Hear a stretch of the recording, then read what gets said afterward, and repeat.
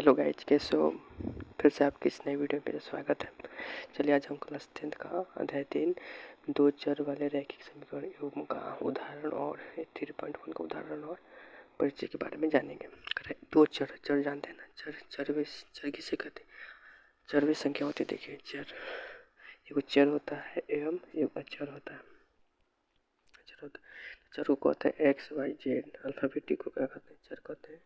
और अचर होता है 1 2 3, जो नंबर होता है वो अचर होता है। तो यहाँ पे देखिए करें दो चर वाले रैखिक समीकरण युग्म, मतलब दो को चर होगा, मतलब एक्स और वाई होगा। दो को रैखिक मतलब होता है एक जिसका घात एक हो, उसे क्या कहते हैं? रैखिक समीकरण होगा। समीकरण युग्म मतलब मैंने जोड़ा दो में। देखिए परिचय, इसका उदाहरण देखेंगे। जैसे 4x + 3 और 5x + 4y + 9 का है एक बहुपद है। किस प्रकार? क्योंकि इसके बराबर में जीरो नहीं है। अगर इसके बराबर में जीरो होता तो क्या आता है? समीकरण होता है। यहाँ पर देखिए, जैसे 2x + 6 = 0, बराबर में जीरो है, एक है समीकरण है। 5x² + 4y + 9 = z, कुछ भी हो सकता है, एक है समीकरण है। इसके इक्वल में कुछ ना कुछ वेरिएबल होना चाहिए। जैसे में हम लोग इम्पोर्टेंट उदाहरण देखते हैं। जैसे देखिए 3x - 4y + 7z = 5। देखिए यहाँ पर कितने चर है? 1 2 3, तीन है ना, इसलिए तीन चर वाला। देखिए इसका घात कितना है? इस पर भी एक है, इस पर भी एक है, इस पर भी, मतलब एक घात है। रैखिक समीकरण हो गया। तीन चर है इसलिए तीन चर वाला, इसके सब पर एक एक घात है इसलिए क्या हुआ? रैखिक हुआ। इसलिए हम कहेंगे तीन चर वाला रैखिक समीकरण। दूसरा देखिए 3x² - 5y + 3 = 0। यहाँ में देखिए चर कितने? एक और दो, एक्स और वाई दो ही चर है, तो यहाँ लिखेंगे दो चर। और देखिए यहाँ पर x² है, यहाँ पर y है। अधिकतम घात कितना है? दो है, तो अधिकतम घात दो, इसलिए इसे कहेंगे द्विघात समीकरण। पूरा जीरो है तो इसलिए समीकरण। यहाँ पर देखिए 4x + 6y - 1 = 0। यहाँ पर देखिए x और y कितने हैं? दो है, तो दो चर वाला हो गया। इस पर भी एक है, इस पर भी एक है, घात का है, इसलिए इसको रैखिक समीकरण कहेंगे। यहाँ पर 3x² + 2x³ + 5 = 0। यहाँ पर देखिए, यहाँ पर एक से यहाँ भी एक से, मतलब दोनों जाति के एक है, तो मतलब एक एक चर है। अगर वाई रहता तो अब दो को चर होता, लेकिन यहाँ एक से है, यहाँ पे एक से लिखा हुआ एक ही चर। अगर यहाँ पर वाई होता, यहाँ भी एक ही चर को होता। अगर यहाँ पे एक्स होता, यहाँ पर वाई होता, तब दो चर वाला। लेकिन यहाँ पे एक्स और वाई एक्स है, इसलिए यहाँ पर एक चर वाला होगा। अधिकतम घात कितना है? x³, इसलिए क्या हो गया? त्रिघात हो गया। त्रिघात हो गया तो हम दो घात लिख दिए, त्रिघात हो गया। त्रिघात 2x + 3 = 0। 2x x यहाँ पे अक्षर एक ही है, तो एक अक्षर +3 यहाँ पर 2x + 3 एक चर वाला रैखिक समीकरण। यहाँ पर x का घात 1 है, तो एक चर वाला रैखिक समीकरण। y = 2x + 5, यहाँ चर दो गए, y और x, इसलिए दो चर वाला। यहाँ बीच का घात एक है, यहाँ बीच का घात, इसलिए रैखिक समीकरण हुआ। रैखिक समीकरण समझ में आया? आगे चलते हैं। देखिए दो चर वाले रैखिक समीकरण युग्म है, जो हमारा चैप्टर का नाम है। इसमें x + 5 + c = 0, हमारे इस समीकरण के बारे में पढ़ना है। इसमें अनेक प्रकार की विधि है। देखिए सबसे पहले हम लोग ग्राफी विधि के बारे में पढ़ेंगे।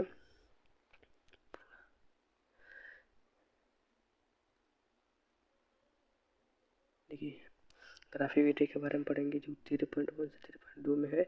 दूसरा प्रतिस्थापन विधि पढ़ेंगे, जो कि 3.3 में है। और विलोपन विधि, जो कि 3.4 में है। और चौथा प्रचुरण विधि, जो कि 3.5 में है। बारी बारी से हम इसका अध्ययन करेंगे। सबसे पहले तो हम 3.1 और 2 वाला पढ़ेंगे, जो कि ग्राफी विधि है। चलिए आगे चलते हैं।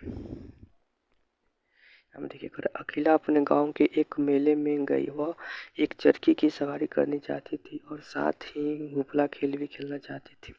जितनी बार उसने चरखी की सवारी की, उससे आधी बार उपला खेल खेले। यदि प्रत्येक बार की सवारी के लिए उसे 3 रुपये तथा हुफला खेलने के लिए 4 रुपये खर्च करने पड़े, तो ज्ञात करें कि उसे कितनी बार चरखे की सवारी की और कितनी बार हुपला खेला, जबकि उसने इसके लिए कुल 20 रुपये खर्च किए थे। अगला नाम की लड़की है जो कि मेले में जाती है और चरखी और हुपला खेलती है। इसका हल देखेंगे। चरखी और हुपला खेलती है। एक बार चरखी की सवारी के लिए उसने 3 रुपये दे दिए और एक बार हुपला की सवारी के लिए उसने कितना रुपये दे दिए, 4 रुपये। अब कुल रुपये कितने लेके गई थी, 20 रुपये। कुल मतलब 20 रुपये बाजार में मेले में लेकर गए थे। तो इसको बनाने के लिए हम लिखेंगे, माना अखिला ने x बार चरखी की सवारी की तथा y बार हुपला की सवारी की। तो क्या हो जाएगा, x बार कितनी बार की है, 3 बार, 3 रुपये ना। तो 3x + 4y बराबर 20 हो जाएगा। और वो एक बार हुपला खेली कितना, 4 रुपये में, जो कि प्रश्न कर रहा है आधी बार। जो हुपला खेली है, जो चरखी की सवारी की है, उसके आधी बार में हुपला की सवारी की है, इसलिए तो y बराबर हो जाएगा 1/2x, मतलब आधी बार ही हुपला खेली है चरखी से। अब समीकरण बनाएंगे। चलिए आगे चलते हैं।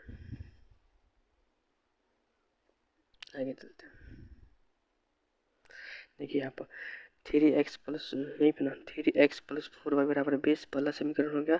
y बराबर 1/2x बराबर 2। इसी को हम कहेंगे बीजगणितीय।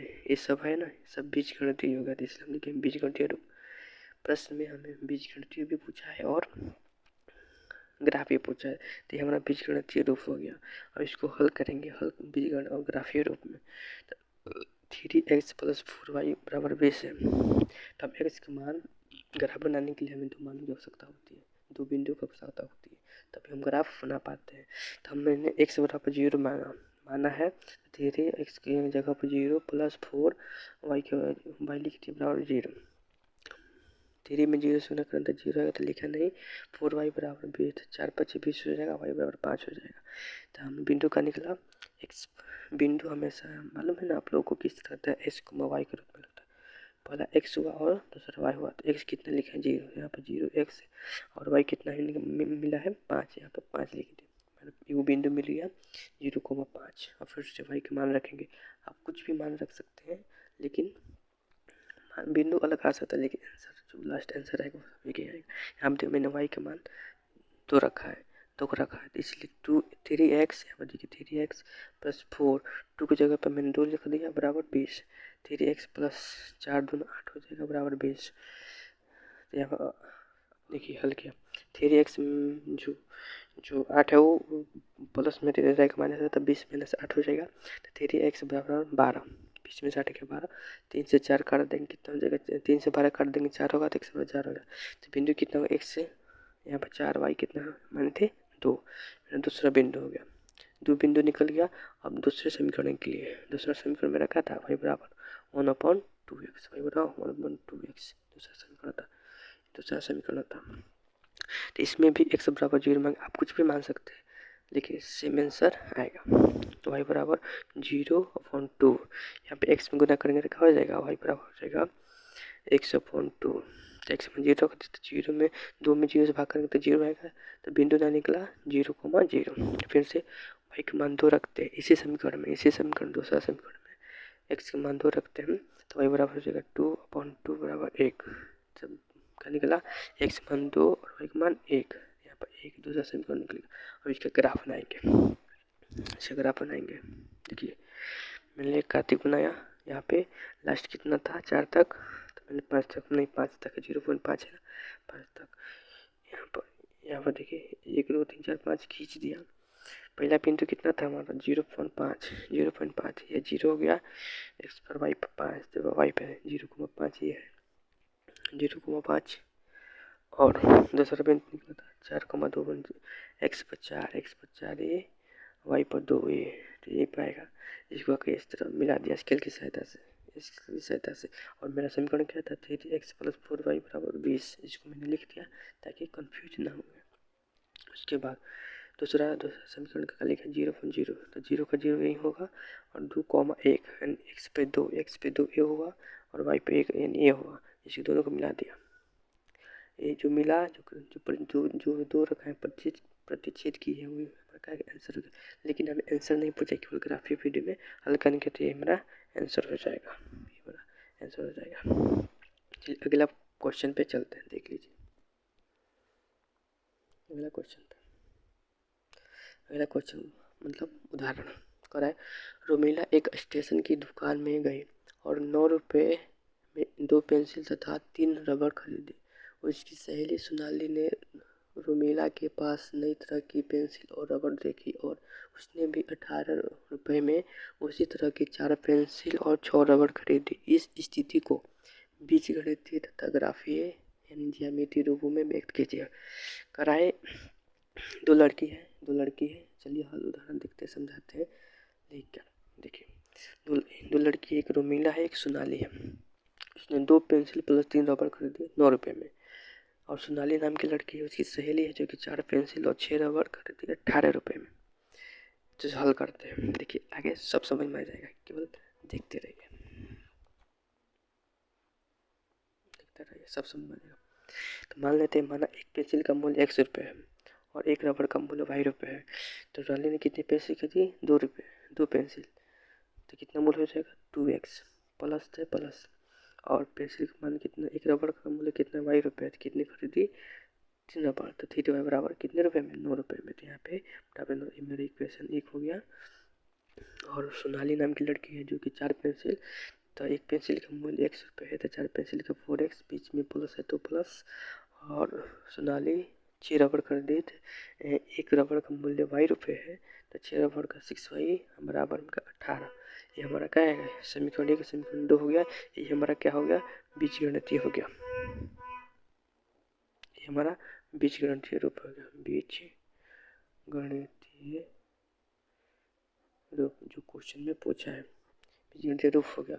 और दूसरा हमें ग्राफी भी, इसको ग्राफी बनाना है। तो ग्राफ बनाने के लिए हम इसे x और y का मान अज्यूम करेंगे, दो बिंदु लगाएंगे और दोनों बिंदु को मिलाएंगे तो हमारा ग्राफ बनेगा। चलिए चलिए पहला समीकरण था 2x प्लस 3y बराबर 9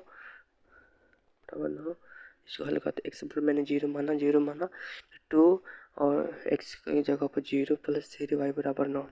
तो इसमें गुना करेंगे तो कौन 0 आएगा, तो इसमें इसको नहीं लिखा। 3y बराबर 9, 3 से 9 गया 3 और y बराबर 3 हुआ। तो बिंदु हुआ, बिंदु हमेशा x को y के रूप में होता है, इसलिए x का मान कितना है? 0 और y का मान कितना? 3, इसलिए 0,3 ये हो गया बिंदु। अगला देखिए, इसी समीकरण में मैंने y का मान 1 रखा, 1 रखने के बाद 2x प्लस 3 और y की जगह पर 1 रखा बराबर 9। 2x और 3 में गुणा करेंगे तो 3 आ जाएगा बराबर 9। 3 इधर गया तो कितना हो जाएगा? 9 में से 3 गया 6 हो जाएगा और x बराबर 3 हो जाएगा। तो 3,1 x कितना है? x यहाँ पर 3 और y कितना? 1 दूसरा बिंदु होगा।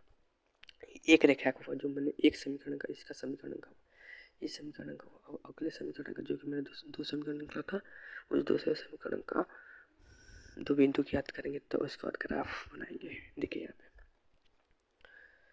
दूसरा समीकरण है, इसके 4x प्लस 6y बराबर 8। तो x बराबर मैंने 0 रखा, तो 4 0 x का जगह पर 0 प्लस 6y बराबर 18। इसमें गुना करेंगे तो 0 होगा, तो मैंने नहीं लिखा। 6y बराबर 18। इस जब ये गुना इधर रहेगा तो भाग होगा, तो 36 18 होगा, 3 हो जाएगा, y बराबर 3 हो जाएगा। तो x कितना है? 0 और y कितना है? 3 है। 2 बिंदु निकला, एक बिंदु निकला। दूसरा समीकरण का, इस समीकरण का पहला बिंदु निकला 0,3। आगे चलते हैं। फिर से y के मान मैंने क्या रखा? 1, y का मान 1 रखा, तो 4x प्लस 6 1 मैंने y की जगह पर 1 रखा बराबर 18। तो 4x 6 में 1 से गुणा करेंगे तो कितना होगा? 6 होगा। ये 18 है, ये प्लस इधर जाएगा तो माइनस होगा, तो 18 माइनस 6 डायरेक्ट कर दिया। और 4x बराबर 18 में से 6 गया 12, 4 3 12 हो जाएगा, भाग करेंगे तो x बराबर 3 नहीं है, तो मेरा बिंदु निकलेगा 3,1। ये दूसरे समीकरण का दूसरा बिंदु निकल गया। अब इसको ग्राफ में खींचेंगे। ग्राफ में खींचने के लिए सबसे पहले हम स्केल की सहायता से दो रेखाएं खींचेंगे, जैसे मैंने इस प्रकार खींचा है। एक ग्राफ खींचा है, कहाँ तक? 3 तक। ये x अक्ष होता है, y अक्ष होता है, ये माइनस x y होता है, माइनस x होता है। ठीक है, तो मैंने अधिकतम कहाँ तक खींचा है? 3 तक, क्योंकि मेरा समीकरण 3 तक ही लास्ट है, इसलिए। देखिए पहला है 3,1, पहला समीकरण का 0,3 0,3 ये हो गया 0,3। दूसरा 3,1 3,1 ये वाला हो गया। तो स्केल की सहायता से इसको मिला दिया। दूसरे समीकरण का भी पहला बिंदु 0,3 है और 3,1 है, मतलब दोनों रेखाएं एक ही बिंदु पर जब दोनों, याद रखिएगा, जब दोनों रेखाएं एक ही बिंदु पाए तो इसे क्या कहते हैं, समपाती रेखाएं कहते हैं। मतलब पहले समीकरण का बिंदु इसी पर कर जाए, दूसरे बिंदु का भी मैंने रेखा इसी पर जाए, इसी को क्या कहते हैं, समपाती कहते हैं। मतलब एक बिंदु का एक रेखा दूसरे रेखा पा जाए उसे क्या कहते हैं, अपने रेखा पे ले ले। जैसे पहले समीकरण का रेखा इसी में है और दूसरे समीकरण रेखा इसी में, इसी को क्या कहते हैं, समपाती रेखा है। क्या कहते हैं, समपाती रेखा है। चलिए तीसरे प्रश्न कर रहा है, दो रेल पटरियाँ समीकरण x+2y-4 बराबर 0 है और 2x+4y-12 बराबर 0 द्वारा निरूपित की गई है। इस स्थिति को ज्यामितीय रूप में व्यक्त कीजिए। दो रेल की पटरियाँ हैं जिसका दो समीकरण दिया है। पहला समीकरण है x+2y-4 बराबर 0, पहला समीकरण है। दूसरा समीकरण है 2x+4y-12 है, दूसरा समीकरण। इसको हमें क्या करना है, इस स्थिति को ज्यामितीय रूप में करना, मतलब बीजगणितीय रूप में ज्यामितीय रूप में भी इसको हल करना है। तो पहला समीकरण क्या है, x+2y-4 बराबर 0, ये मेरा पहला समीकरण है। x का मान मैंने 0 रखा, देखिए क्या आया, यहाँ पे x है तो यहाँ पे 0 होगा, मैंने x का मान 0 माना है तो यहाँ पे 0 हो जाएगा। 2y-4 बराबर 0, 0 मतलब कुछ नहीं होगा, तो 2y-4 इधर 0 के बराबर में है तो ये -4 इधर जाएगा तो प्लस में जाएगा, तो मैंने -4 को इधर कर दिया तो प्लस में चला गया। 2y बराबर 4, यहाँ पे गुना इधर जाएगा तो भाग हो जाएगा, 2 दूना 4, यहाँ पे 2 आया, y बराबर 2, तो बिंदु का हो जाएगा x, y के रूप में। देखिए मैंने क्या माना है 0, तो यहाँ पे 0 और y कितना है 2, पहला बिंदु है, पहला समीकरण का पहला बिंदु। फिर से इसका अगला मान रखते हैं, y बराबर मैंने 0 रखा, y का मान जब 0 रखा तो x+2 y की जगह पर 0 -4 बराबर 0, तो x -2 और 0 में गुना करेंगे तो कुछ नहीं होगा, तो इससे छोड़ दिया और बराबर 0। जब -4 इधर जाएगा 0 के बराबर में तो हो जाएगा प्लस में, तो x का मान कितना गया 4, तो x का मान हमारा 4 हो गया और हमारा y का मान कितना गया 0। पहले समीकरण का दूसरा बिंदु आ गया जो कि 2 बिंदु मिल गया। और दूसरा समीकरण क्या था, दूसरा समीकरण था 2x+4y-12 बराबर 0, मेरा दूसरा समीकरण था जो कि रेल पटरिया थी ना, उसमें दूसरा प्रश्न ये मेरा है।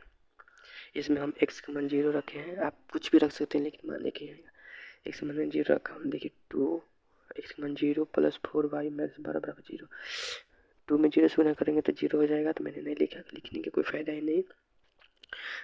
4y -12 इधर जाएगा प्लस हो गया तो बराबर में 12 लिख दिया, 4 3 12 हो जाएगा तो y बराबर 3। तो x का मान कितना है 0 और y का मान 3, मैंने बिंदु लिखे यहाँ पे y बराबर 0,3। आगे चलते फिर से y के मान में निकाला था 0, y का मान 0 रखा, 2x+4 y का मान कितना लिखा है 0, यहाँ पर 0 रखा है, -12 बराबर 0, तो 2x - 2x यहाँ पर गिरा कर 0 -12, यहाँ पे कुछ नहीं है, यहाँ पे 12 है, 12 बराबर 0, 2x -12 है, यहाँ पर 0 के बराबर के इधर जाएगा तो प्लस हो जाएगा, तो 2x बराबर 12 हो जाएगा। अब इसको काटेंगे भाग करेंगे तो आ जाएगा 2 × 6 = 12 होता है, तो x बराबर 2, x बराबर 6 हो गया। तो पहला बिंदु है हमारा x को y के रूप में, x से 6 और y है 0, ये हमारा ग्राफीय रूप में इसको जैसा उदाहरण है हमारा 3.1 का। मैंने स्केल की सहायता से वाई एक्स खींचा और इसके सहायता से खाते रूप में -x खींचा और अधिकतम हमारा क्षेत्रफल लिखे, अभी कितना भी ले जा सकते हैं। पहला हमारा बिंदु था कितना, पहला बिंदु हमारा था 1 मिनट, पहला बिंदु हमारा था पहला 0,2, मैंने x पर 0 y पर 2, यह हमारा 0,2। दूसरा है 4,0, यानी x पर 4 ये वाला होगा, y पर 0 दिया हुआ, तो मैंने इसकी सतह से यहाँ पर मिला दिया। पहला समीकरण हुआ मेरा, ये वाला समीकरण है x+2y-4 बराबर 0, पहला समीकरण हो गया। और दूसरा समीकरण है जो कि दूसरा समीकरण क्या है 2x+4y-12 बराबर 0। देखिए पहला कितना है, एक्स पर 0 वाई पे 3, एक्स पे 0 वाई पे कितना 3, ये वाला आ गया। ये कितना हो गया 0,3 0,3 0,3। फिर से कर एक्स पे 6 और वाई पे 0, एक्स पे 6 वाई पे 0 कितना हुआ 6,0। तो मैंने स्केल से तो इसको मिला दिया, तो दोनों रखाएंगे एक दूसरे के समांतर, इसलिए दोनों रखा एक दूसरे का लिए समांतर। देखिए पहले उदाहरण में मैंने पहले उदाहरण में ग्राफ इस तरह बना रहा था, एक दूसरे के प्रतिच्छेद कर रहे थे, और दूसरे उदाहरण में ग्राफ एक दूसरे के परस्पर आ रहे थे, मतलब एक दूसरे के ऊपर आ रहे थे। और तीसरे और उदाहरण के में ग्राफ एक दूसरे के समांतर आ रहे हैं, एक दूसरे के समांतर है। प्लीज लाइक कीजिएगा और सब्सक्राइब कीजिएगा, और वीडियो अच्छा लगे तो कमेंट भी कीजिए, और जो मुझसे गलती